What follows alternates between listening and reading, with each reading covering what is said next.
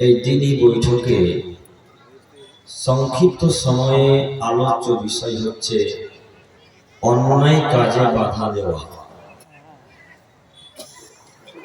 অন্যায় কাজে বাধা দেওয়া সম্পর্কে এক গুরুত্বপূর্ণ তথ্যবহাল বিবরণের চেষ্টা করব ইনশাআল্লাহ আজই। আমি আমার বক্তব্য শুরু করার প্রথমেই আপনাদের উত্তর দিনাজপুর কালিয়াগঞ্জ মালগাঁও গ্রামের দিনী ভাই ও বোনদের দৃষ্টি আকর্ষণ করে বলতে চাচ্ছি যে আপনারা শিক্ষিত মানুষ, এটা আমি আশাবাদী। যদি আসলেই মালগাঁওয়ের মানুষ, কালিয়াগঞ্জ থানার মানুষ শিক্ষিত হয়, তাহলে এখন মালগাঁও গ্রামের মানুষ যে ফাঁকা জায়গা রেখে বসে আছে, এটা কোন শিক্ষিত মানুষের পরিচয়, এটা আমি বুঝতে পারলাম না।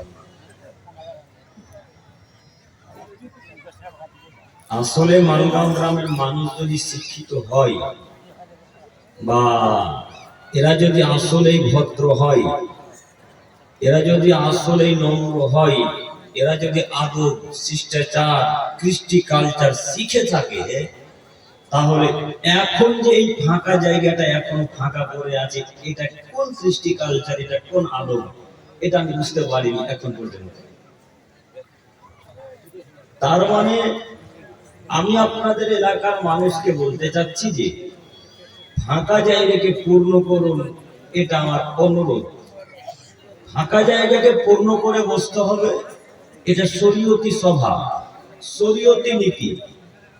আমরা এখানে আলোচনা করব, আর আপনি ফাঁকা জায়গা রেখে বন্ধুর ঘাড়ে হাত দিয়ে গল্প করবেন, এটা আমরা মেনে নিতে পারি না। কাজেই আপনাদের কাছে আমার আবারও অনুরোধ যে ওই ফাঁকা জায়গাটা পূর্ণ করেন। আমি আপনার দিনী ভাই, আমি আপনার বন্ধুর মতো মানুষ, আমি আপনার নাতি পোতার বয়সের ছেলে, সামনে জায়গাটা একটু দয়া করে পূর্ণ করুন।